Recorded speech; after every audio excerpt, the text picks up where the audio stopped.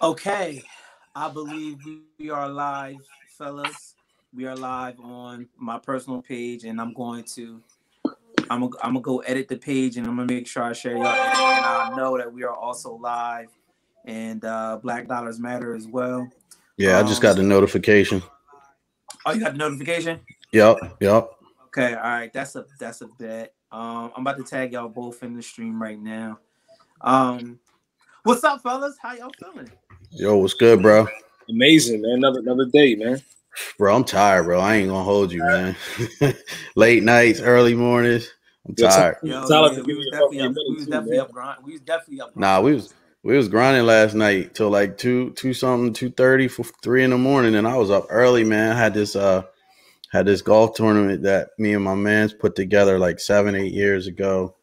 And it's grown to like we started with like 4 people. It was grown to like 25, 30, almost 30 people. Oh, that's dope. Yeah. Oh yeah, nah, So that's lit. That's so I'm lit. I tired, think. bro. I think. I was golfing all day. Man, golfing. That's where the real deals go down at. Absolutely, Hey, man. hey.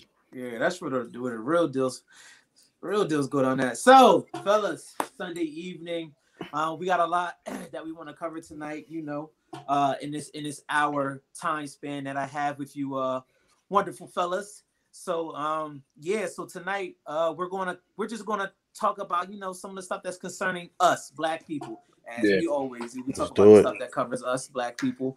Had somebody say, I gotta get this Facebook user thing changed, which just says was Facebook user, but what's up to Nah. whoever that is? That's it says some award. Some award.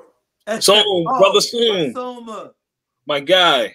brother Soma. All right, look, Newdy, you go into how y'all talk about tech. That gotta be Tariq. Probably. Gotta be Probably, yeah. Tariq. I look, listen, New Diddy, you go into the Black Dollars Matter and you look at the stream and you manage the comments there, and I'm gonna manage the comments from my page. Um Hold on, let me give me a second. Yeah, that's Tariq. That's Tariq, of course. What up, Reek? What's good? Tariq, what's up? Big What's body, up? What's small up? wheels. Big body, small wheels. Big body, small wheels. Matter of fact, you know what? I might bring Tariq off. Matter of Bring fact, him on as yeah, a guest. Bring him on yeah, as a I'm gonna guest. send him. I'm gonna send him the invite. Tariq, I know you listening. Tariq, I'm about to send you the invite, bro. Um, I'm about to send you the invite, but yeah. So what's up, y'all? It's the LabCoatBoys. You know myself, my guy Newdy Felton. We are Yes, bringing sir. I call him my light skinned OG, Yeah, Steven yeah. Side, businessman, entrepreneur, CEO and co-founder of Futures First Gaming. What up, man? Talk to me. Yo, what's good, fellas? I'm glad to be here. I appreciate y'all bringing me on, man. We got a lot to talk about. You know what I mean? There's a great topic that you guys are putting together tonight, and I'm just honored to be here with y'all. And we chop it up all the time, so it's just gonna be a formal version of the things that we talk about on the regular anyway. But I appreciate y'all bringing me on. Absolutely. Absolutely, absolutely, absolutely. So let's get right into it. So I have a few notes here that we went over prior to. So yeah, man, right now it's this the whole world is crazy right now, right? Especially United States of America in terms of look, doesn't Malcolm have homework?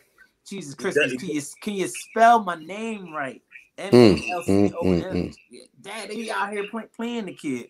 Um, but yeah, we just living in some crazy times right now. So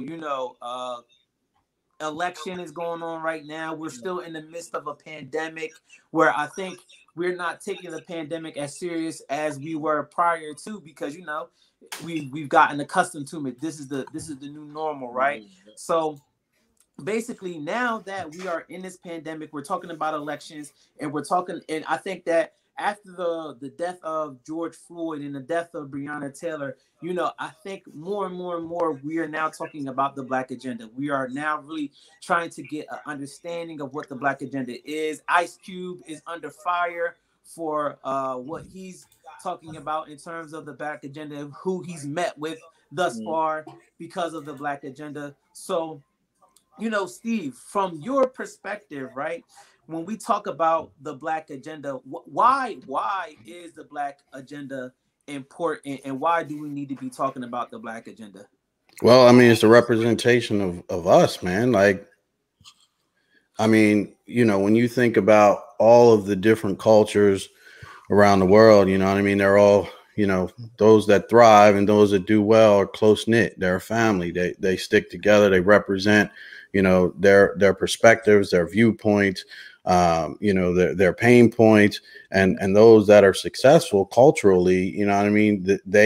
They have leaders in place that are going to be representing, you know, their voices in positions of influence. So, you know, it's very critical that we have identified true leaders that are going to speak on our behalf and help us to get things done that are going to benefit us ultimately.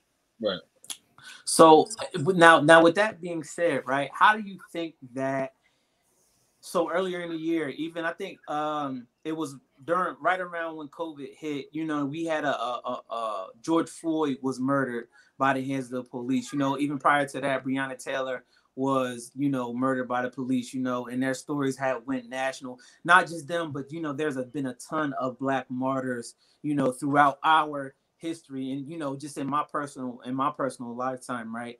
How, in your words, and I'll get this one to you too, Newdy, how was the Black agenda, you know, ignited even more through the deaths of George Floyd, through the deaths of Breonna Taylor? Did it make us more aware of what's going on, or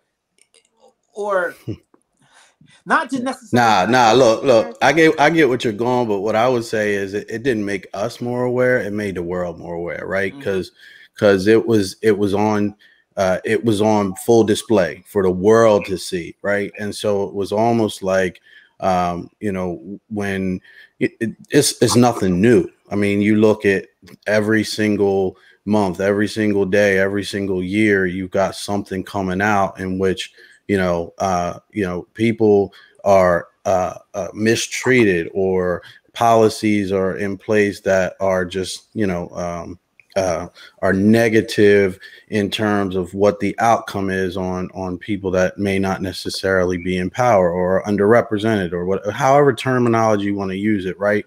And it just went on display for the whole world to see. I mean, when you look at what happened this summer, you had the world protesting on the behalf of Black people, right? It wasn't just something happened in the United States of America. You looked over in Germany, you looked over in Spain and France and other countries, and the United States of America was on display. So you know what I mean, and it was under fire, and you know, unfortunately, you know, unfortunately, obviously things happen that to Breonna Taylor and to George Floyd and others that should never happen to anybody. But it's nothing new. It's nothing new that's you know, hasn't been happening for 400, 500, 600 years. You feel me? And it was just one of those things where I think who said it? Was it Will Smith that said it? It continues to happen, but it just got filmed. Right? There's nothing new. It just got filmed. Newdy, what's your take on you know, the Black agenda right now? How do you feel that it's been ignited by the deaths of, you know, or even prior to that? What's your take on this Black agenda right now, bro? I mean, at this point, we talk about the Black agenda. There is no real Black agenda as of now. Like, you know, we've been through so many different things, and I think Steve hit the nail on the head. Where the world is now seeing it. It's like now, because of social media, we've been able to. It's been able to just, you can see it on every platform, and now the world is like, yo, this is really going on. So the people who were in their own world, they couldn't fathom the things that was going on, but now you can actually see it. But in my opinion, when we talk about the Black agenda, you know, a lot of times they put us in Black and brown, right? Like I feel like we don't have something where it's just for Black people. We're always grouped with minorities, right? And you know, that includes, you know, white women, you know, Asian, Hispanic, Mexican, Black. But when they have things going on within their culture, it's just Mexicans or it's just Hispanics. And with us, we're always grouped amongst minorities. And I feel like until we can focus strictly on Black issues and Black problems, because our issues are very unique from everyone else's. And, you know, we have been the target of America since day one, but we helped build this country, and we have not gotten, you know, I don't even want to get into the reparations part, right? That's go there, brother. Go there, that's brother. that's a whole other topic. Like, you know, like when we think about reparations, like they will owe us trillions and trillions of dollars, right? Of labor and just lack of, like, when you talk about you know, redlining, you talk about it's so many different things that keep us at the bottom. And you know, we have so many different issues and trauma when it comes to violence and all these different things. You know, we're still at the bottom. So I think that in order for us, like, we had the power is in the people. The more we hear the notion of you know, they've been holding us down for so long, the more they beat that in their head, right? Like, yo, you can't come up because they keep holding us down. We know that. But what are we going to do about it? The more we complain and not do anything, we still stay in the same position. But I feel like as a collective, like, even with the Black Dollars Matter, like, we have to create things for us, strictly for us. It has nothing to do with, you know, one, Black people can't be racist, right? So I mean, we're not racist, and we're not, when we say we want to do things just for us, they look at us like, yo, all you guys are being racist and you are X, Y, and Z. But we have to do stuff just for us, and it starts with the things that we're currently doing now with Black Dollars Matter, and kind of keeping that thing tight in terms of, you know, whether it's circulating the dollars, knowledge, energy, that whole nine. Right. Now, Brother Soma said on one of the comments, deliberate diluting of the minority tag. Steve, do you wanna answer that? Why do they deliberately dilute the minority tag? Why is that such a key finesse that people don't even really think about, especially when you're talking about, you know, the allocation of funds right now? Because, you know, everybody's like, oh, the black agenda. How is that that small piece right there is such a crazy finesse? Go into that a little bit. Well, I mean, let me go back real quick to something Newdy has said, which kind of speaks to this as well, right? It's like when you are kind of lumping everybody together, right? It strips the cultural identity of a people, right? And every culture has unique properties, or every culture has unique character traits, or you know, unique contributions to society, right? Right. One of the things, Newdy, I think, which is so powerful about, you know, the Black Dollars Matters group, and just in general, is when you think about the influence of the Black culture, right? Like it is one of the more you know, impactful things worldwide, right? Whether it's hip hop culture, whether it's, you know, we'll talk about later gaming culture, whether it's swag, whether it's buying power, whether it's all the above. It's like a lot of the things that we talked about in terms of like some of the collective funding models and things, is that, you know, the Black dollar has influence and power, but especially buying power, because one of the things is it goes out in and out of the community so quickly, right? And so it's impacting, you know, industries like none other. And then there are other kind of, we're trendsetters, right? A lot of times there's that trend setting, and so the other dollars tend to follow the Black dollars. So why not flip the model and let the Black dollars set, you know, some of the agendas and policies, and then the other money is going to flow in. Yeah. Rather than the other way around. You know what I mean? 100% agree. Like, I think that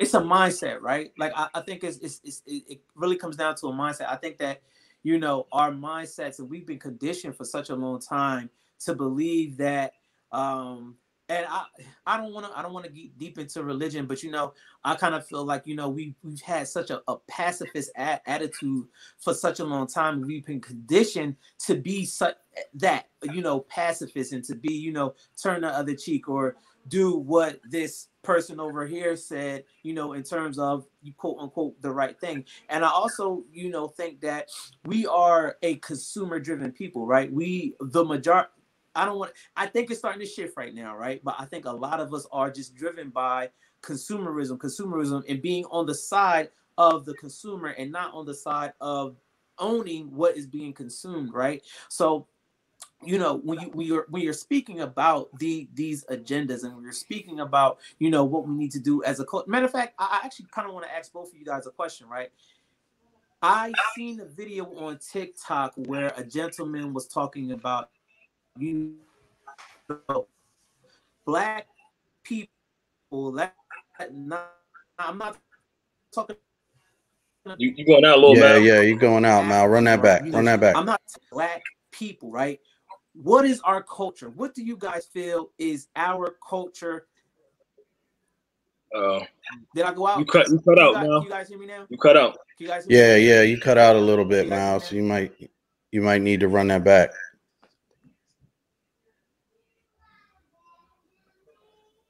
Okay, am I here now? Yeah, we hear you. Yeah. There you go. Can y'all hear me now? Yeah. Yep. Okay, so when it comes to our culture, black culture, right? Not like, of course we know, African American or Haitian American or Jamaican American, or right? Me personally, I'm not any of that, right? Where do you feel like black culture, where does it derive? Like when you're talking about the agenda, we have to really understand our history in order to know where we're moving forward. What is black pride? What is black culture? Where does that derive? Newdy, I'll start with you, bro. So, I mean, it's funny when you talk about it, because like it's hard. Can you hear me? Yeah, we hear you. Yeah, we good. Yep. So that's a really good question, and tough question at the same time, because we've been stripped of our culture as a people. So when we came here, like we talk about, most people think slavery is the beginning of our culture. Like we don't, because history books don't show. Like we don't have any books or things that we have that we can go and see things before slavery, right? So like as a people, like black people, we're very soulful. We're very passionate people. We're very, like, even when it comes to entrepreneurial, like that, everything that, like the corner stores that you see, like the Indian stores, the Chinese stores, that was us. Like all those things that are going on, that's our culture. We did that before a lot of the things that you see, but you would never know that because we're not taught. We're taught history in terms of European history. You might see some Asian history, some other history, but in terms of when we realize who we really are and where we come from, we'll be so much stronger as a people. But it's really tough to kind of pinpoint culture because like we see what they tell us and what like whether it be the news or history books and things like that. But those things that are actually going on, that's like I said with the corner stores, like that was us before these Indians and Chinese people came and took over. That was our stores. You talking about businesses? How when people always give an example of Chinese people, when they say look at how the Asians utilize they have their kids in the store, they teach their kids from working the counter, the cooking or whatever. Like we've done all those things prior to, like that's our culture. Yeah, I want to also say, Newdy, like you also hit the nail on the head when you talked about being kind of stripped of the identity, right? Like as a people, we were kings and queens, right, in our homeland, and in this country, we are not raised systemically or even from the history books to really embrace the kingdoms and the fact that we were kings and queens. So our mentality has had to be able to get that, to go hustle to get it, right? Like to scrap, to fight, to figure out whatever it is that we need to do to go get that, to be kings and queens. Whereas, other cultures from a family standpoint, that tradition is still passed down, whether it be through generational wealth or through family businesses or the community piece. Whereas with us, it's just like you said, it's been kind of like removed from the history books and kind of the DNA, but it's within our DNA. So we know we deserve that. We just have to go fight to go get it and go be it. Yeah, no, agreed. I agree. So now with that being said, right, now you're talking about, you guys both spoke about how, you know, our culture, when we had those stores, right? I think about development, right? We were developing the next generation in order to take our place and to carry our culture further, right? So with that being said, I kind of want to slightly segue into another space, right?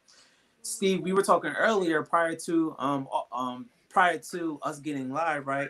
How do we identify leaders and bring these leaders together in order to figure out what are the challenges that we're having and how to overcome those challenges? But then at the same time, I always think, like, you know, I don't think we really have a defined leader like how we had the Martin Luther Kings, the Rosa Parks, and the Malcolm X's back in the day. But now, and I know me and Newdy, we talk about this a little bit further in depth, whereas like we are the leaders, the people who are on the ground. We the leaders now. There's not a specific person that you need to pinpoint anymore, because we have cultivated our own leadership. So what do you think that we need to do in order to identify what a leader should have in order to push the culture forward?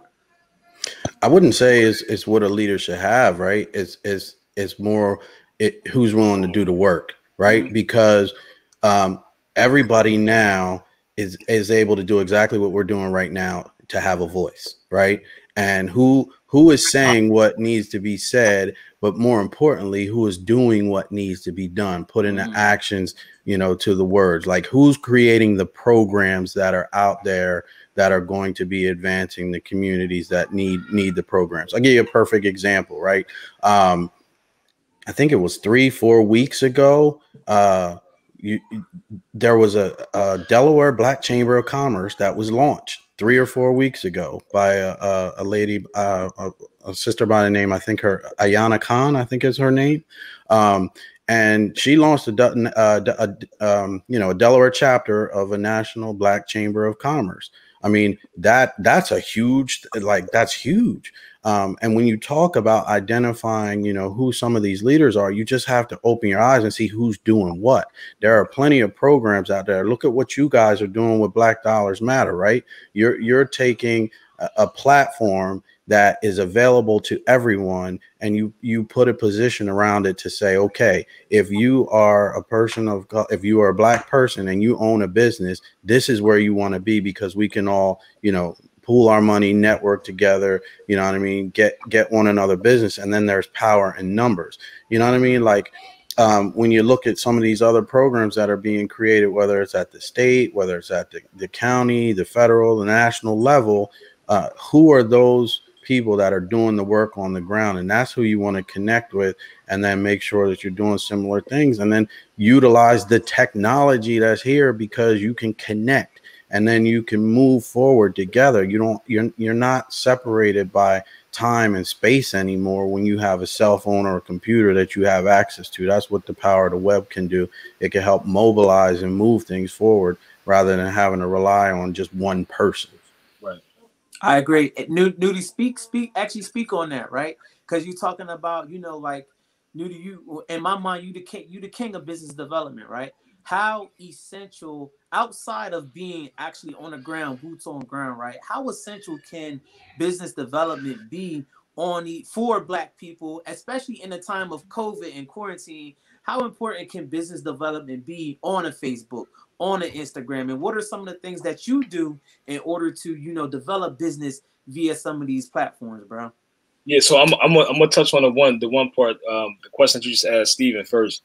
I think when you talk about you know, back in the day, they shown us that when you have leaders, when we all look to one person, the government showed that if those are the people who are mobilizing the people, once we take them out, they lose all hope, right? So you look at Marcus Garvey, you look at Malcolm, Muhammad, You know, even, you know, Tupac for the, you know, for the younger generation when the rap was around, like those, like once those people were taken out, like we need a new hope. So now I feel like we are like each one of us have that Malcolm in us. Like we all can do the work, and you know, we look at, you always gotta look to history to see what they done that worked, what they done that did not work. So like history always help us see the, you know, see the future. And I think also it's going to take, and I say this all the time, it's going to take the wisdom of the OGs and the energy of the youth. Back then the movement was the youth. Like you talking about the younger demographic, the younger people, they have all the energy in the world. They don't have any kids. They haven't been caught up in like life. They don't have bills. They don't have, their minds are fresh. So their energy is like, they don't know even the word no, certain things that like as you grow as an adult, you get beat up by the word no. You know, life, you got bills, you got all these things that are holding your mind down, that's stressing you out. Like you can't even think about trying to help your people. You got to think about helping your family first, right? So now it's like all of us have that in us to be that Malcolm, that Martin, and we have social media that can, you know, kind of put it out there on a bigger scale. Now we talk about business development. I think it's so vital now that we have social media, that these platforms, you know, like, you know, sending DMs. Like I think people take social media, you know, they don't use it the right way or the proper way, because they think that you got to buy ads and do certain things. Like when we do certain things, we'll send out 100 DMs. Like we'll find the people who we seem or who we think are the leaders, right? And we'll study them. You know, we'll see like how they post, you know, what they post, who they're connected with, what events they're going to. And, you know, it's really just replicating and kind of doing some of those things, but putting your spin on it. But in terms of utilizing these platforms for business development, is you just got to be willing to suck in your pride and just hit people up. Like I think now, like with, you know, everyone is so prideful. They feel like they don't need no help, or they want to feel like they did on their own. Like you have to do the work and look, you know, to the people that's already doing it. I think that's very important. Yeah, to piggyback off of that, like it's exactly that DM strategy is kind of where I was going a little bit with. Everybody has a voice, right? So everybody's doing their own thing, and it's a matter of linking up with those that are doing the types of things that are going to appeal to your own personal mission statement, right? And it's collaborations that are now moving the needle these days, rather than just looking to one individual, right? So when you find, you know, 6, 7, 8 different people that are kind of moving in your same direction, and then you reach out, or they reach out to you, and then you all 6, 7, 8 people are all moving together in the same direction. That's where the power, and that's where the you know, the needle shifts, and the way to get things done nowadays, rather than just relying on that one individual that if you kind of get rid of or knock off the pedestal, then everybody's looking for somebody to take over as leader. It doesn't work like that anymore. 100% agree. Let me ask both of y'all a question, because I'm in the driver's seat. I'm guiding this conversation right now. So let me ask y'all a question, and Steve, I'll start with you. Right now, we're talking about, you know, the Black agenda, and we already know that we are not a part of a shit ton of conversations, right? What, in your mind, what are some of the industries that, you know, to forward the Black agenda, right? What are some of the industries that we should be a part of the conversation right now? What are some of those industries? Well, I mean, look, go back. Where are we now? October. Go back 6 to 7 months, right? What happened? We had a major global pandemic hit, and in that regard, a lot of businesses that were not able to, quote unquote, the buzzword pivot by leveraging technology are now suffering, right? Technology is going to be one of the biggest industries where representation from, you know, people of color, especially Black people, is going to be critical. I mean, one of the beauties of what we were able to start back in the beginning of this year with our gaming company, right, was that you know, while we were looking at sort of the in-person model, gaming is an online phenomenon, right? And so, you know, it was able to adapt. We were able to adapt, but unfortunately, you know, 40% of all Black business owners may never come back because of COVID, because they weren't up on technology and able to pivot, right? Or be able to adapt their businesses. And it's not something that it is not achievable. It's just a conversation around opportunity and access to that opportunity to be able to make sure that, you know, we're well represented in technology. I mean, you look at what's going on in right in Wilmington today, right? You know, there's a lot of violence that's happening, and a lot of that stems from we've gotten away from community-based, I won't say community-based policing, but owning our communities, right? And having the people that live in those communities know the people that are in those communities. So, you know, potentially law enforcement is another area, right?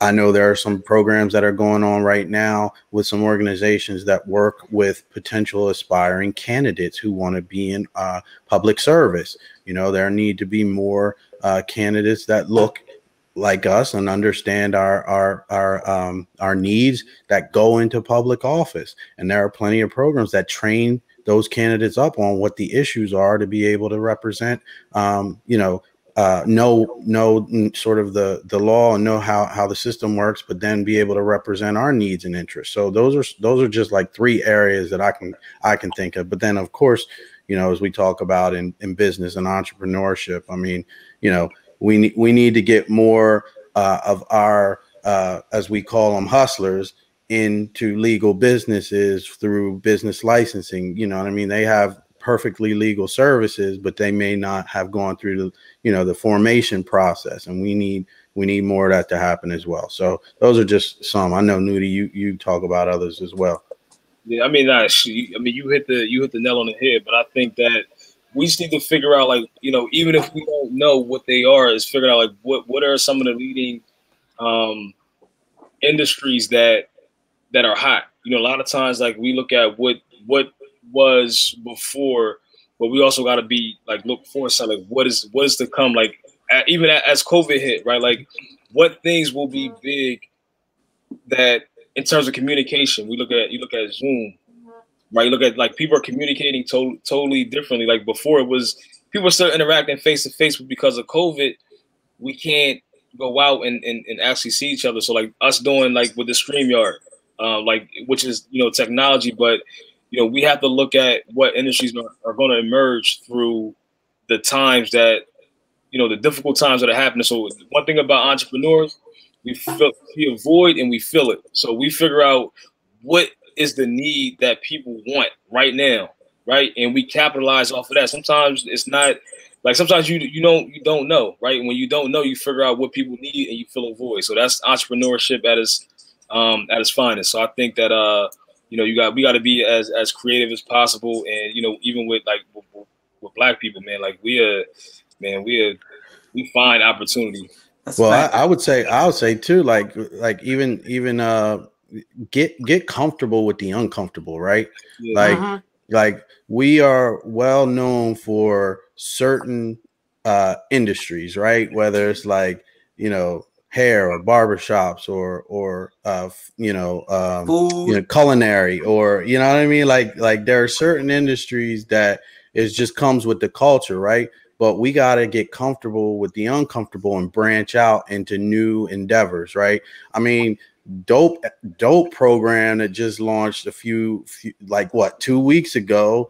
Shout out to Tariq, you know what I mean, with Saran and the whole, you know, coding program, like, you know, a free coding program that we could take advantage of, that's going to position, you know, us for coming out of COVID with all these technology skills. I mean, are we comfortable with it? Probably not, because it's not something that we grew up with. But comfortable with it at all, but you got to get comfortable with it, because real rap, we're living in like the new ages of, you know, and I'm about to date myself, but you know what I mean? Like a lot of people say we're now in the age of the Jetsons. You feel me? You know what I mean? Like that's where we are right now. So, get comfortable with the uncomfortable and learn something new. So let me take a step back, right? Now there are industries that we need to be a part of in terms of, just black people in general, right? But even before that, and I'll start with you, Nudo, how has, and I know, and your mom has a daycare, right? How has COVID disproportionately affected black people? Because I know when anything ever happens, right? When it rains on somebody else, it pours on us, right? From your perspective, how has COVID disproportionately affected black people, and have we even really seen the ramifications of what COVID has really done to black people, or how long is that going to take us before we really see what the fuck is going on? Yeah, I mean, in terms of affecting us, I mean, like, wow, I mean, like Steve said, like 40% of our businesses have gone, out of business. And when it like, one thing about us, like, when we start businesses, because sometimes we don't have the credit, we might save up, we might have some money in the drawer, we might save some money or borrow some money, or however we got the money.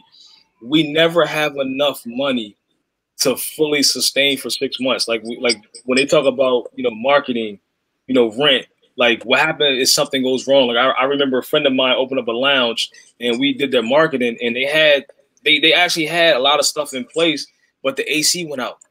Cost rain. That was their whole marketing budget. So we don't prepare for things that could go wrong, right? So like we under the gun without COVID. We still disadvantaged without COVID. So when COVID comes, like immediately 1 week, we're done. Like within 1 week, within 7 days, they close our business because we're not fully prepared. And not to mention in terms of being completely educated with customer service, in terms of competition, like all things being equal, I'd rather do business with my brothers and sisters. But if the price is not right, location is not right, customer service is not good, your marketing, you're not visible. So all these things already keep us, we're already at a disadvantage, from the gate. But now when you look at places like Atlanta, out of all places in the country, like right now, Atlanta is open. Most places are closed. Maybe Houston might be the only other place that might like really be open. Miami has a curfew, right? But when you look at Atlanta as a prime example, like their sales right now, before COVID, they're up 35 to 40%, right? But the mayor in Atlanta he understood that a lot of I apologize. She understood that a lot of the money like that they get tax wise, it pays for the roads and all those other different things. So they let Atlanta stay open, and everyone is from the whole country are going to Atlanta, and these black businesses are thriving. And that is that's very rare in terms of what's going on now. But I think COVID has affected our businesses tremendously. Yeah, no doubt. Like you said, Nudo, it really came back to kind of the access to capital piece, right? Because a lot of businesses didn't start off on the same footing, especially in black-owned businesses as other counterparts and other cultures, right? Don't have that fallback. Like I think I saw a study that was done from some Atlanta businesses that basically said the valuation of a black business as compared to other businesses, Asian owned, white owned, and Asian owned, or I think I said that already. Sorry, my bad. Was 6 figures for all the other cultures, but like 4 or 5 figures for black culture. So that's just not sustainable when you're dipping into your reserves to stay afloat, right? And then when you looked at some of the PPP money that came on board to the CARES Act, right? It was disproportionately not accessible to black-owned businesses because a lot of black-owned businesses, as you talked about, may not have the type of relationships with their banks to be able to get their applications processed or kind of to the top of that chart. I mean, we personally know an African American business owner who has great visibility and brand visibility, but didn't get any of that paycheck protection money. So, you know, it was a tough situation, and not just from a business perspective, but from healthcare, from access to schools, you know what I mean? Like, and public services, because governments were shutting down, you know what I mean? So it's like, well, programs that our community, you know, had access to previously, there was no access. So it was just all one big tidal wave that's just kind of, and as you talked about, Malcolm, we don't know the ramifications of it. One, because we're not all the way back. Two, there are certain timelines of things that are coming due that are just about to hit. And who knows, we may be going into a second wave. So, you know, it's still a major unknown. And, you know, we just got to pay attention and keep grinding. So interesting that both of you guys made some of the points that you did, especially in terms of business, right? So what we've noticed inside of the group with Black Dollars Matter is that we had how many? What's the numbers we had in that group? We had 25,000. Yeah, we're pushing 25,000, right? So it's interesting how all of this culminates into this conversation, right? Because what we noticed now we're going to, like, I just want to segue just a little bit, right? Talking about that tech piece and the business piece, right? We have noticed that inside of our group, there's a ton of people who are like, they don't have a website, right? They don't have a digital media presence. They don't have the things, like we're talking about 40% of Black businesses are out of business, right? And if they just took a second to really understand how a website will help to benefit their business, or just having a digital presence, you know, maybe on a social media will help their business, right? Why? I ask both of y'all guys this, and I'll give my reasoning later. Why do you think we have a more difficult time using the technology in order to scale our business up? And at that, if we could have actually fought back COVID to a certain extent, right? If we actually had those digital pieces. I want to hear both of you guys feedback on that. Like, if we had that tech in place, how would that help us through a pandemic such as COVID? Well, here's what I'll say, and it goes back to access to capital, right? Because in a lot of instances, you know, an entrepreneur is really focused on performing the business and the day-to-day and getting the service out. Or if it's a handcrafted business, like it's making whatever it is, or, you know what I mean? And really heads down, just day-to-day, making sure that whatever program, product, or service they're selling is actually being delivered. There's really no time or room per se to say, okay, let me slow up and learn how to build a website, or let me slow up and learn how to do TikTok, or learn how to do a sales funnel, right? If there was more capacity and I had a second or third employee where I could say, okay, I want you to go learn sales and marketing on a digital level strategy. I want you to keep, the supply chain running, and then I'll work on business development. You know, a lot of our Black entrepreneurs may not have that luxury to have enough staff to be able to do that. Whereas the focus is just on, look, keep the business going, keep the orders fulfilled, or keep the customers, happy and get my service done. That's my perspective. Not that we can't, it's just we don't necessarily have the capacity to be able to do it. Yeah, I mean, what Steve said, I mean, he hit the nail on the head. Like, we are wearing 5 different hats. It's impossible for, any business person to, unless you start small. And I think too, like, we have these aspirations when we start, like we have these big dreams.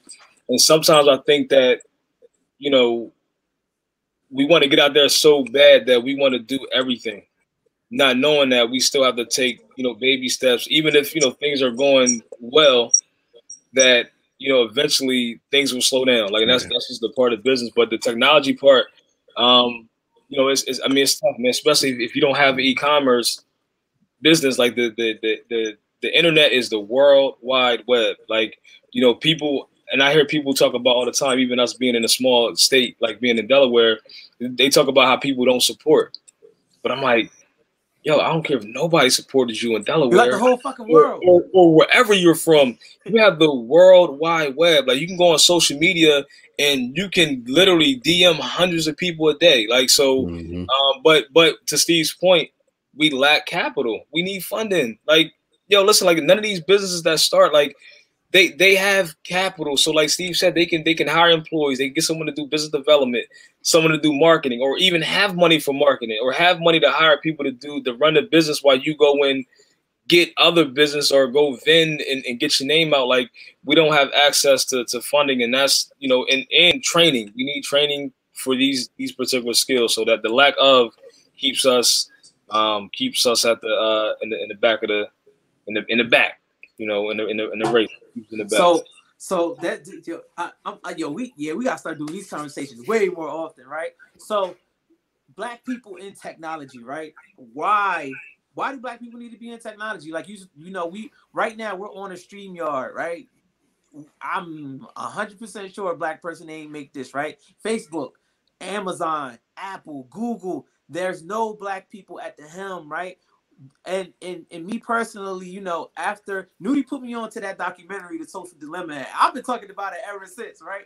Like, the way that I seen the biggest companies in the world are tech companies, right? The way that I seen these tech companies, well, not necessarily the tech companies, but the way that I've seen, you know, Facebook and the algorithms and the clicks and the this and the that, how they've manipulated masses upon masses upon masses of people, whether it be good, whether it be bad. There are no black people at the helm or even on executive levels. Why is it so important for us to be in these positions and to be a part of these conversations so that we can, you know, really be a part of this culture? Why is it important for us to be here?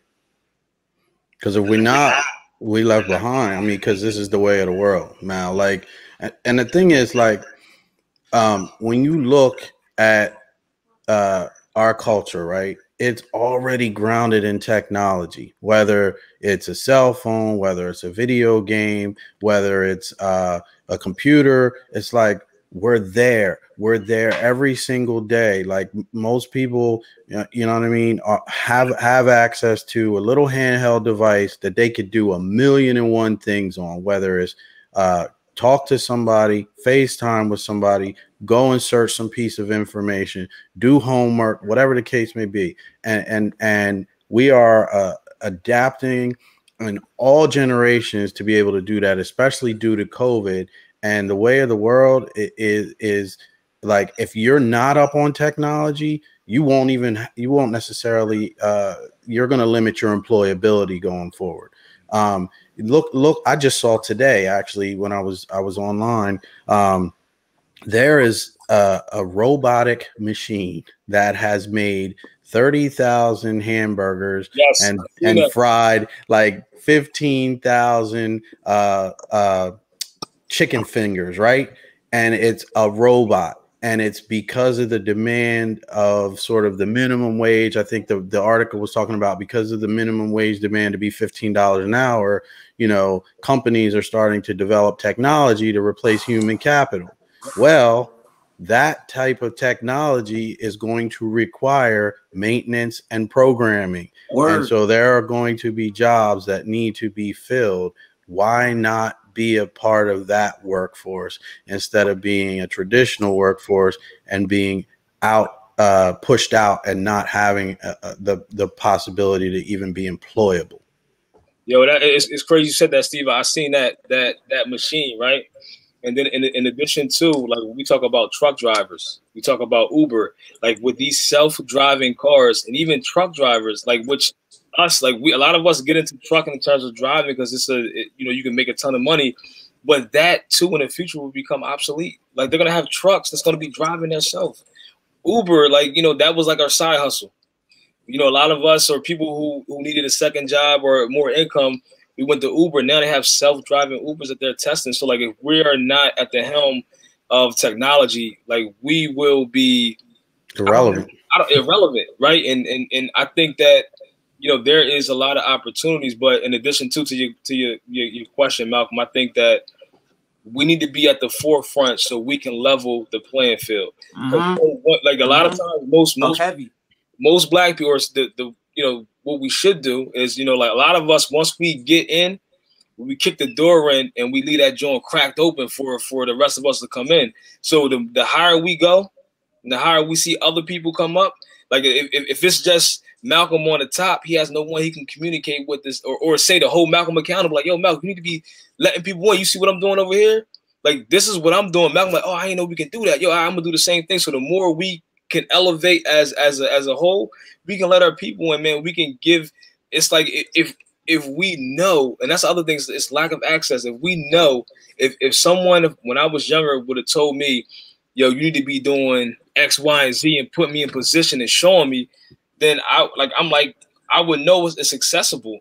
But now, like when we think about technology, we just like, yo, like I don't see nobody that look like us in Silicon Valley. No, I don't see nobody look like us at the top that's at Facebook or Amazon. So like we have to be that person so we can shorten the gap, but show other people that, yo, this is possible. Yes, I'm doing it. Like, yo, like let me show you. And that's all we really need for us to come up and get in position in terms of technology. Yep. So speaking of technology, so all three of us, shout out to Futures First Gaming in the building. Yes, sir. Angry Panda's in the building. Yeah, Panda's in the building. Shout out to Futures First Gaming. So we talk a lot about we recently just had a cohort graduate from the Team Warehouse, and they had 2 hours of coding.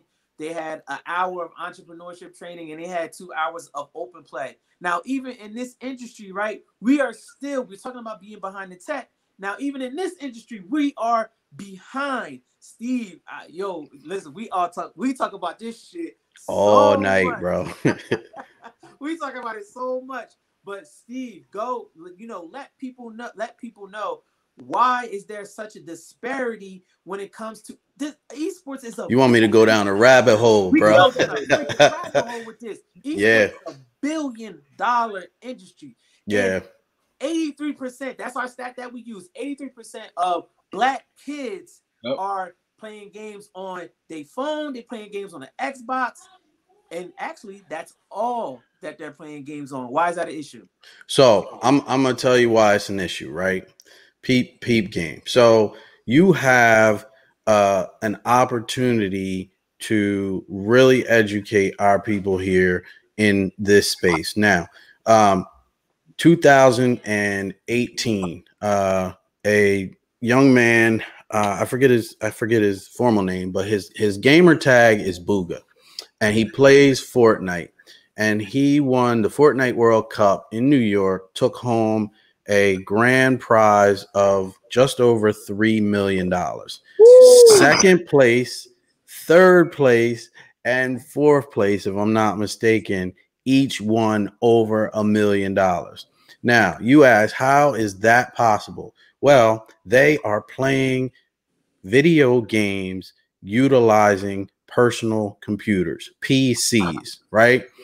The PC world, you're looking at your Dells, your Cyber Powers, all your major development companies, processing companies, hardware companies are pouring millions and millions of dollars to make the most high performance machine, right? Sleeker, faster, process data faster, process video faster, sharper images, all the above. So you got all that money going into the world of PCs. And then you've got all these gamers that are playing on PCs and all of these global viewers that are watching these players play on PCs and stream to companies like Twitch, which was bought by Amazon. You know what I mean? Facebook, which is now into gaming, and Facebook has over 1 billion worldwide subscribers, right? So think about when you look at like a Super Bowl, right? there are companies paying millions and millions of dollars to have a commercial on paid advertisement in the Super Bowl because they know they're going to get viewership. The same thing with the esports industry is $159 billion global industry that Fortune 500 companies are pouring money into. Even major sports franchises are creating teams and the like. But going back to your original point, a lot of that money is in PCs. A PC, a high-powered performing gaming PC, you could build one for like $500, $600, $700, but some of them cost $20,000, right? A freaking gaming computer, and who can afford that? Versus who can afford on the masses to buy consoles and play console games? $1,500 gaming PC, $300-$400 Xbox, PlayStation, whatever. Our people are playing mostly on consoles. So your prize money in consoles is nowhere near the amount that is going to be in PCs. And so, unfortunately, that is another design disparity that we have to overcome because, the more affluent can play where the money is, can earn where the big money is. Whereas, those that can't afford that are relegated to the smaller prize monies. Well, we're about changing that and trying to expose more people into the world of PCs so they can get greater opportunity, because I damn sure know that there is enough talent here absolutely to compete over there. And unfortunately, less than 5% of all big name professional gamers are black. Well, we changing that. That's a change the game. Yeah, that's a whole fact, bro. That super fact. Now, Nudo, I'm gonna ask you this, right? How do you see us being able to create entrepreneurs through these esports platforms? Based, what about marketing and business development? How can you see these kids, really take these games by the storm and really create brands behind them playing the video game, bro? I think like even in terms of meeting the kids where they're at, like Steve said, a lot of our kids, 83% are playing. We're playing video games anyway, right? But once we get them there, we can then show them all the plethora of opportunities there is through gaming, right? Like they can become photographers, videographers, game design, accountants, agents. Like it's so many different things that they can do. But they like who knew that? Right. But until we can show them and give them access to something that they love, they already love doing it. So once they're having fun, their minds are open. So now they're open to whatever we're feeding them. And now they're more receptive to taking that in. Now it's like, oh my God, I can do what? Mom, look, I played a video game and I actually like drawing. I actually like, and then they probably didn't even know they had a knack for these certain things. But because now they're having fun, then we're putting things in front of them and saying, hey, we're going to do this art class right after or before gaming, or right after gaming. Or we're going to do this, we're going to design coding. Like, and then they'll find out that they actually love to do these things. But if they never had access to them, how could they ever know that they're not good at that? So if you tell a kid from the gate, yo, let's do some coding, this money in coding, they're gonna be like, coding? That's what white boys do. That's what them cats at Facebook do. I'm from the hood. I'm not that smart. Right? But once you give them access, and then you have people that really believe in them and that are pushing them to say, hey, look, you can do it. I'm telling you, it's easy. And, then that's when we can show them that it's bigger than, that just gaming. So like there's a market for that. And I mean, once we get them there, I mean, everything else, like, naturally, we thrive in technology in terms of utilizing the technology, right? Like with Facebook, it's like we're the top ones creating these videos and doing this other stuff. But it's like, yo, wait, I can do the same thing, but do it for this and make money for it. Yo, the crazy stat around it, which was when we really sat down and picked it apart and figured out how that works, right? The crazy statistic around it is you only need 50 people to follow your gaming page and watch you play video games to start making money. It's crazy. Some of these kids, they already have thousands and thousands of social media, friends or likes or followers on their pages, and they play video games, and they already have the formula. They just don't know that it can formally be monetized if you go to a different platform and just tell people to come over here instead of doing it over there.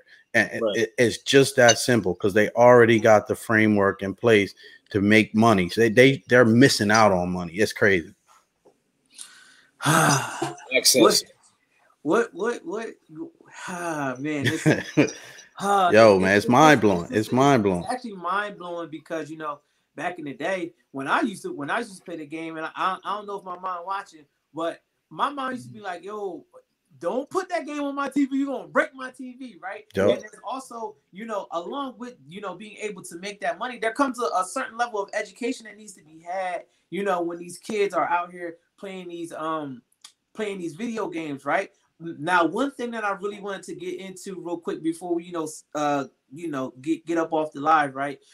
We talk about right here in Wilmington. It's not just happening here in Wilmington, but there's a shit ton of teen violence going on right now, right?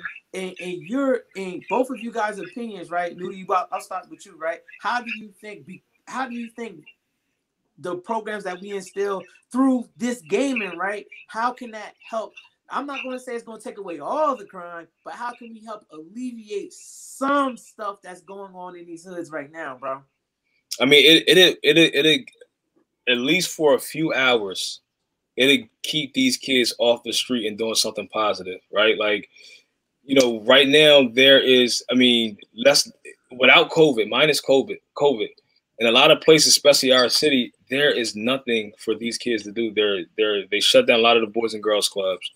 They don't have any fun places for them to go. They have all this bottled up energy, right? And they just need something to do with this energy. So if we don't give them something to do, they're going to find other things to do, or other people that's going to show them like, yo, look, this is fun. We doing this over here. And because they're so young, their minds are not fully developed. They just looking at it as fun. So with gaming, it gives them something recreational to do. It helps them have a safe haven, whether it's somewhere to go and play video games, and it gives them a peace of mind. Like at that point in time, it's kind of like you meditating, right? Because you are in the moment. You're doing one thing, and you're not worrying about the future, school, the past. Like, I ain't got nothing to eat at the house. Like, you're just focused on one thing, and you're actually having fun while doing it. So, like, that will save, so many lives, but it also help people, build up their, just like self-esteem and, teamwork. It builds character, believe it or not. Like, a lot of times, like back in the day, Malcolm, how you said, like, our parents was like, boy, get off that game, man, it's gonna make you dumb. Now it's like, boy, you better get on that game, it's gonna make you some money. Like, I seen this video yep. where my man was like, yo, turn off that game, go play Fortnite. And he was like, as a matter of fact, you off the soccer team. You're off the soccer team. Go play Fortnite. Fortnite. That's it. He just won $3 million. What you think? Yep. Nah, for real. Like Nudo, exactly right. And one of the things too is, like, think about it. Like, in a lot of instances, some of these teens, they gotta do what they gotta do to help their family, right? Put food on the table, put money on the table. And that means, going out and trying to make some money one way. Well, this is another way that you can make legal money, have a great time doing it, have a fun time doing it. And like you said, like, gaming, you get lost in the moment. Like, me and Mal, like, we stream, we wind up looking at the clock, and it's like, yo, bro, dang, we don't been on this joint for hours, but it's hours of laughter, joy. You know what I mean? Just having a good time, doing something positive. And like I said, like you guys said, through our program, if we can show them an employable skill, right?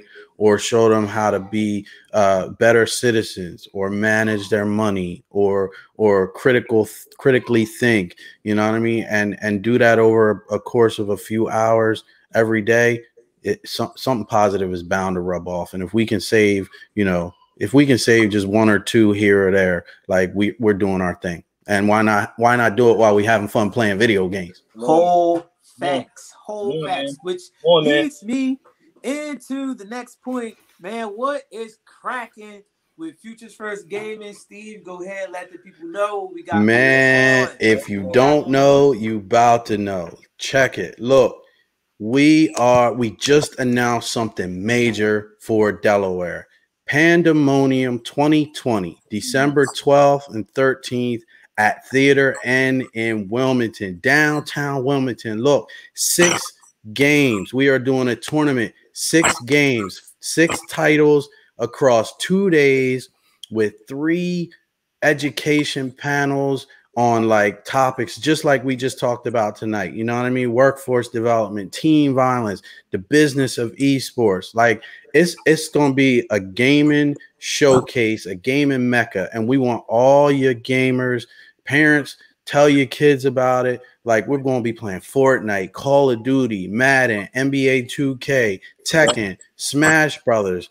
And it's money to be made. Like it's money to be won. It's prizes to be won. But most importantly, like this is Delaware's big gaming opportunity. So bring your kids out. Like they can have a great time. Go to our website, shameless plug, but I'm telling you, go to our website, futuresfirstgaming.com at Pandemonium 2020, December 12th and 13th.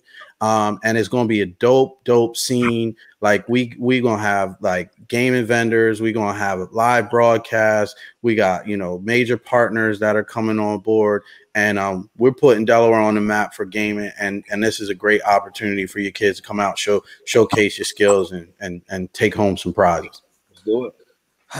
That's tell a friend, man. Spread the word, man. Yeah, no doubt. Tell a friend. Newdy, man. We also got something going on with the group, man. Tell them about Side Hustle Sundays, brother. Yeah, so even with the group, like I said again, the group was we made the group specifically to highlight Black businesses and to keep the dollar circulating. So one of the things that we have not done, which COVID has been tricky. So we made the group back in I think May-June. And COVID was, it was strong, but I think, we're going to do an event. We're going to do every probably second or fourth Sunday. So Side Hustle Sundays, turn your side hustle into your main hustle. So with everyone, due to the fact like people are getting laid off, with the job situation is sticky. No one is really working. Thank God some people got the PP money. That was good. But now it's like, this gave everyone an opportunity to take their side hustle that they love doing, but never had time to do it. But now you got all the time in the world, right? So now a lot of us are doing the things that we love to do and didn't know that we can actually make money from it. But you guys are now making money, whether it's clothing brands, you're cooking, you're doing, public speaking, whatever it is that you're doing, you're doing it, right? So now we are going to start where it's like a pop-up shop where we only have limited slots. It is a vending fee, but it's free for the public. And we're going to ensure that we get as many people there for you guys to sell your product, your services. And we'll have there it is. Malcolm just put it in the chat. In the chat, yep. Side Hustle Sundays is going to be at our co-working space, which is the Win Factory, which is 300 Martin Luther King Boulevard. And listen, this is for us. This is strictly for us. Like we have to be able to, help each other circulate the dollars. And this is not about competition, who's better, who's not. Like we want to encourage each other to be better, to do better, and to get that bag. Because at the end of the day, if we don't have financial freedom, like we can't do what we want and we can't rise above what's going on. Like it is what it is. Like we live in a capitalistic world, right? And you need money to do stuff. Money is not the end all be all, but if you don't have money, you can't do shit. Hell of a lot difficult. Look, it's very difficult. It's not all about money, but you need money to do stuff and to take care of your family, to send them to school, to go to your dream vacation. So like we want to make sure that we create a platform, for you guys as well as all of us, so we can thrive and we can circulate that black dollar. No doubt. One more thing before we tune out. Newdy, tell them about the gentleman that's running for the 5th district in Wilmington, Delaware. Yeah, well, hold up, man. You forgot about the book, man. The book, man. Like so. Oh, go ahead. Do you think? We about to turn this into a whole segment, man. We're gonna call Newdy books. Books. But yeah, I think it's very important, man, that like we read. Like I know you guys saying absolutely. You gotta hide something from a black person, you put it in a book. And there's so much information in books. I think that we rely on, Google and the internet so much that, when we Google, like, I don't know if you guys realize, and it's something that I read, like I can Google something, Steve can Google something, Malcolm can Google something, someone else in another state can Google something. We all get the same, something totally different. So what I thought was right, just look at Social Dilemma, right? Please watch that. I can Google something and I might get a total different answer, right? But the thing is about books, like we have to really start getting back to reading. Like reading is definitely fundamental. And one book that I want to recommend you guys to is it's called Powernomics, right? It's by one of our elders called Dr. Claude Anderson. And this book is it's the National Plan of Empowerment for Black America. So when we talk about how to circulate the black dollar, how to get black people in position. Like this book, listen, this book is the blueprint. I promise you, this book is the blueprint. So it says race is about financial, political, and social currencies is a form of stored power, right? So race is all about power. So if you don't own anything, like first of all, black people own 0.1% of anything in America. We don't like when people say like you've seen Black Wall Street, how they burnt that down. Like that was a thriving business. We owned our own bus stations. They had supermarkets, like our own banks, right? If we can't get to that point of owning things and like that, then it makes it 10 times harder because we still have to depend on everybody else, right? We're not doing our own farming. Like those are the things that we have to get back to. And I think that Powernomics is the blueprint for all of us to unify. Even when it comes to, I know Malcolm talked about one of our guys that we're working with that's running for city council in our city. But one thing about the political game, and we might not. This is one thing that black people don't do. And I'm going to say this, and people might say, "Really? What? Nah, we ain't doing that." Do you know politicians are bought? Let me ask you guys a question, right? I'm the mayor or I'm the president, right? And I'm running my campaign. Steve and Malcolm donates to my campaign $1,200, and they got 50 people to vote for me, right? And all you guys just did was voted for me. When Malcolm and Steve call, and then you guys call, who call them up pick up first? We gave you the money. You picking up our call. Y'all gave me the money. Like I'm obligated, right? And is it fair? Absolutely not. The game is rigged. But if you don't play the game, you're gonna get played. And a lot of times we say, "Man, I'm not doing that, man." Like, nah, we gonna do what we've been doing, and you're gonna get what you've been getting.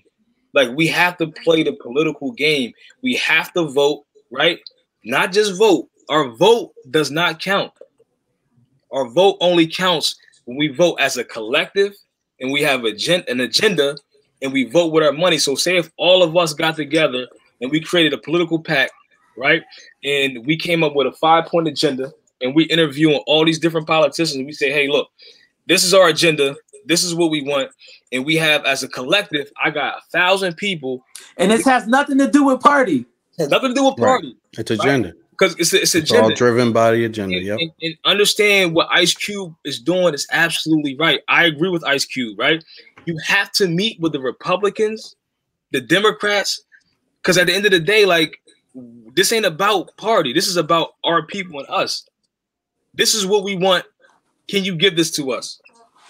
And if you can't, Democrats, we ain't fucking with you. Republicans, if you can't win, who is going to compete for our dollar, our vote, our influence, all of that? Who won our vote? And we have to be educated enough to know that we're Newdy runs the city for mayor. Listen, we're not just like Democrats. We're not just going to blindly follow the Democratic Party just because my man says, if you don't vote for me, you're not black. Right? But listen, we have to be honest with ourselves. Like, and even the reality is new. Like, and I've always been taught this, and see it play out. Right, a split ticket, or sort of a split vote where you have left and right or middle, and you have representation is what's going to get the needle moved. Because if it's one dominated or the other side dominated, a whole bunch of people are left out either way, right? Absolutely. And you have to have collective viewpoints, different sides to be able to advance. If you're leaning one way, it's always going to be going one way. If you lean another, it's always going to be another. But if you're reaching across the aisle, as they say in politics, right?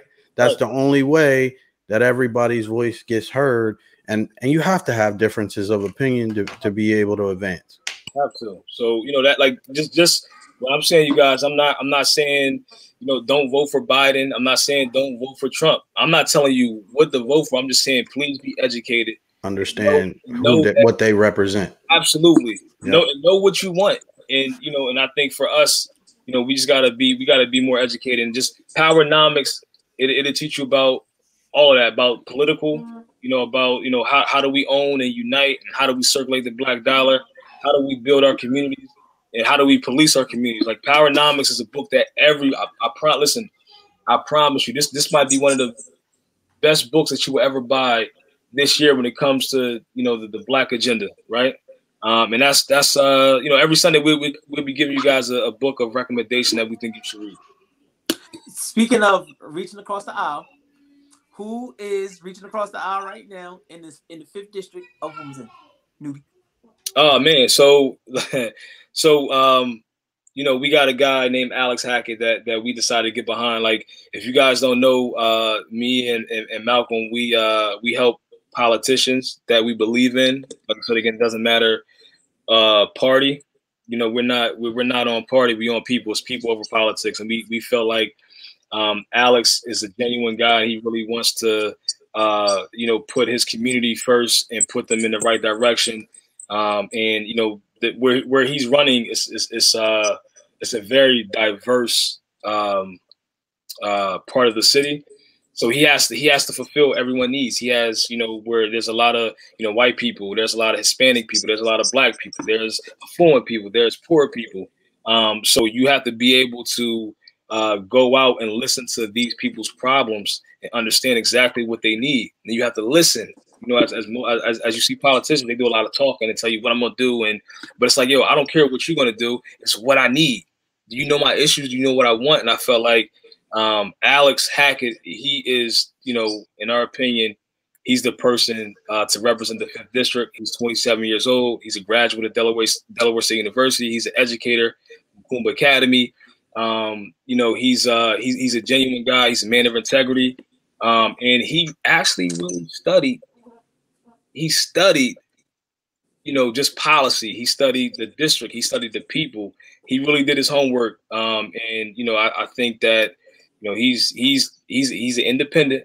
Like I said again, which party doesn't matter, but it shows that he's for the people, and you know, he doesn't sway. You know, he's going to go straight for what the people need. And if you want more information, you can go to alexanderhackett.com. And November the 3rd, I encourage all you guys to go out and vote. November the 3rd.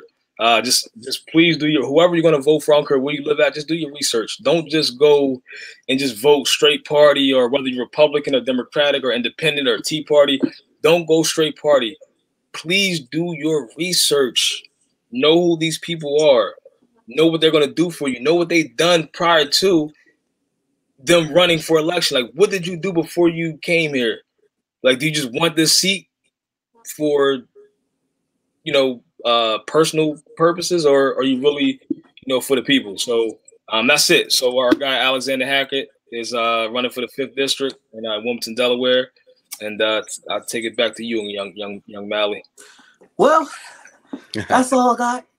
That's all I got for my guys tonight. Shout out to my guy Steve.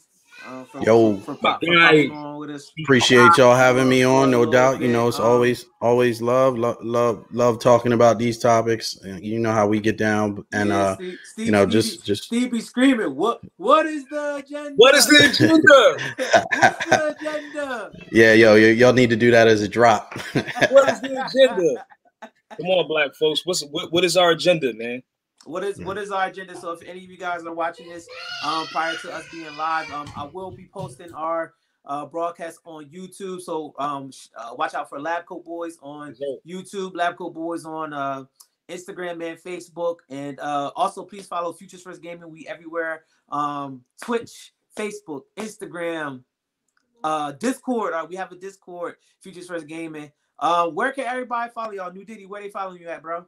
On Facebook is Newdy Felton. I got too many friends on there, so you can follow me at Newdy Run the City, Instagram Newdy302, Twitter Newdy302, LinkedIn Newdy Felton, and yeah, I'm going to get and for my guy Malcolm, I'm definitely going to get on TikTok. I'm taking my time. All right, Malcolm. I'm gonna get on TikTok. See me there soon too. When I do get there, it's gonna be Newdy302. No doubt. Steve, where they follow you at, bro? Oh man, look, everywhere Futures First Gaming is, you can follow us there at Futures First Gaming on Instagram, Futures_first on Twitter, at Futures First Gaming on Facebook, and for me personally, my gamer tag is Skylight Real. You can follow me on twitch.tv/Skylight Real, and on Instagram, because I'm one of these serial entrepreneurs, and I do fitness, certified fitness trainer. So you can follow me at King Cyrus Fit. So yeah, get at us. Make sure you come out to Pandemonium 2020, December 12th and 13th. Boom. And this your boy Malcolm Locks everywhere. That's all I got. So if you want to follow me, you just gotta type that in. I'm the same everywhere. So shout out to my guys for getting on. I think we're gonna call this. We said we was gonna call this "What's the Science?" Yeah. We still going with that, Newdy? Yeah. What's the science? What you think, Steve? Yeah. That works. I love it. I love it, especially around the LabCoatBoys. What's the science? Yeah. We're gonna go ahead with we're gonna go stick with what's the science. So this is the science with the LabCoatBoys, man. If your marketing plan H2O, man, I gotta make up a punchline of that. But appreciate y'all guys for hopping. Hey, Matt, wait, man. We this is Black Dollars Matter. Oh yeah, that's right. Before you end, we have to let you guys know. Like, I know it's been a long time coming. We've been working on some things for you guys. I know you guys have a lot of questions, and even in terms of your posts getting posted, like we get thousands of requests to have whatever you guys are posting, whether it's your business or service. There's so many. We're trying to get to all of them, but please, when you guys are posting, we ask you to do one thing, right? One is when you post, please post your website, some type of way to get in contact with you guys. And you guys have to please be careful in any platform that you join when you request services from people. So say if I'm doing flyer design, make sure that these companies are legit. Make sure these people are legit. Don't just send people your money, right? Even if it's not on our platform, any platform, you don't just send people your money. Do your research and your due diligence to make sure that they are companies. Ask other people around, like, yo, what do you think about this company? Have you done business with them? Because a lot of times that we're seeing within a group, you guys are getting services from certain people or products, and you're not getting it. please do report them. Like, we are going to delete them out the group. If you guys are scamming, if you're scammers in our group, we will delete you immediately, right? But in addition to you guys that are getting services, please make sure that everyone is doing business properly. Make sure that, you know, like if it says it takes 5 days, you got to give it 5 days, right? We just want to make sure that everyone is educated, the consumer or the buyer. I mean, the consumer or the person who is selling. Just please be safe in a group or any other group or even in general. Websites that you see on Facebook just pop up. Just don't buy stuff. And if you do buy stuff, use PayPal. Use your credit card, right? Because you can dispute that. So I just want you guys to know that. And also, we are working on our website, and we are working on our database for our business. Help me out, Mal. We're about to change the name. We're about to have a directory. Directory. There we go. I couldn't get it out. We're about to have a directory, so stay tuned for the directory. If you haven't joined our email list, please join our email list where we will be sending out exclusive offers and information to our email list prior to anybody who's going to be in the group or seeing the directory. So the directory will come soon. You'll be able to be listed on the directory. It'll also include media, news, gaming, tech. It will be a platform for us. So please stay tuned for that. It is on the way. It'll be patient. Listen, yes. Be patient. Be patient. Be patient. It'll be here. Not only will it be that, but you'll be able to build your own store on our platform. So please stay tuned. It is coming. It will be here before Black Friday. So hopefully it will be here. Don't hold us to it, but we're working diligently. Yeah, we are working diligently to get it to y'all before Black Friday. So just stay tuned. We on it. Once again, Newdy, Steve, thank you guys. Appreciate y'all. And that's it. No doubt. Let's keep these black dollars circulating. Let's go. Keep it going. All right, fellas. I'll catch y'all later.